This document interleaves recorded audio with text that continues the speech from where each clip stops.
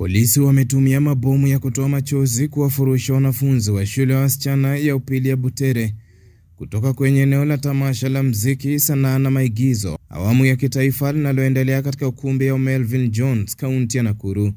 Jaji mkuu Martha Koome akiwaongoza wa Kenya kukashifu matumizi ya polisi kupita kiasi kupambana na watoto wadogo.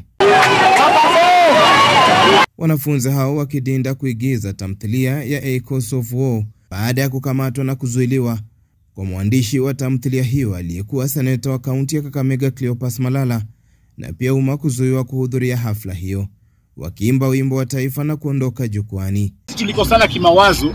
Nilisema mimi sitakuwa kama wanasiasa wengine waende kwenye podium waanze kutukanana. Hapana, nitatumia talanta yangu kuexpress yale ambayo yako moyoni mwangu. Fasihi ni kioo cha jamii, na unapomnyima mwana ama mzazi ama hata mwalimu kutekeleza wajibu wake kwa sababu tu kwamba mnahisi kama serikali kwamba ni makosa ameyafanya, basi labda tungekuwa na hali ya kuongea mapema, wala sio kuja kudhulumu watoto katika hali ambayo tumeiona tangia jana. Tumewaamsha mapema ajabu kuwaleta kwenye jukwaa eti bila hadhira. Sasa je, fasihi ama sanaa bila hadhira, hivyo ni kusema nini? Wanafunzi hao wakiagizwa kuondoka ukumbini kutokana na mchezo wao wa kuigiza waliopanga kuwasilisha kwa kichwa Echoes of War kwa madai ya kuchochea uhasama.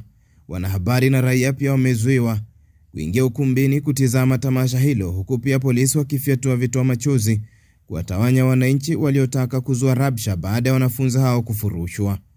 Girl child ni mtoto mwenye ako fragile kabisa.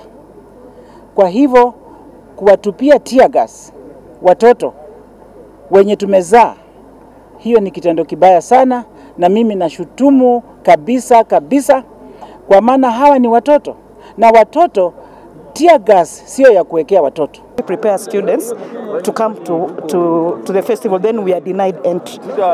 Mwandishi wa tamthilia hiyo aliyekuwa seneta wa kaunti ya Kakamega Cleopas Malala akizuiwa kuingia katika ukumbi wa shughuli hiyo na kukamatwa kabla ya kuzuiliwa usiku kucha.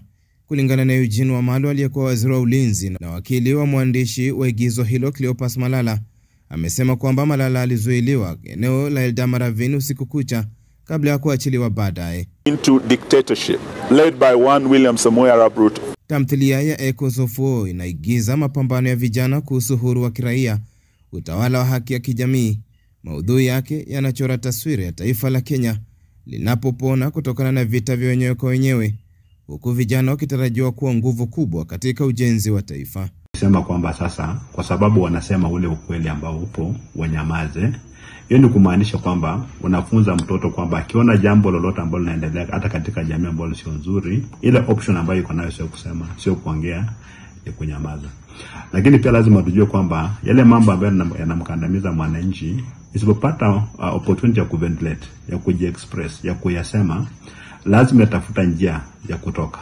Hata hivyo, serikali imejitetea dhidi ya tuhuma za matumizi ya nguvu kupita kiasi, huku wizara ya elimu ikidai kwamba baadhi ya wanasiasa wanaingiza siasa kwenye mashule nchini Kenya.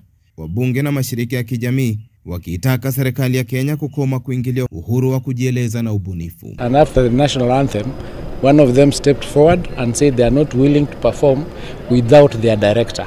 Inawezekanaje kwamba mwanaharakati wa siasa ndio sasa ni mwalimu mkuu mwenye anaandikia wanafunzi mambo ambayo yanasema na anatumia wanafunzi kusema mambo ya kisiasa? Jameni, ni kwa sababu hata kama unadharau serikali kiasi gani ama unadharau shule kiasi gani, tunajua ya kwamba wanafunzi wetu wako na walimu, na ingebidi sisi wanasiasa, wale wote ambao wanafanya siasa, tunawaomba muachie walimu wafanye kazi yao. Nikiripoti kutoka jijini Nairobi, jina langu ni Duncan Maiche, YTV.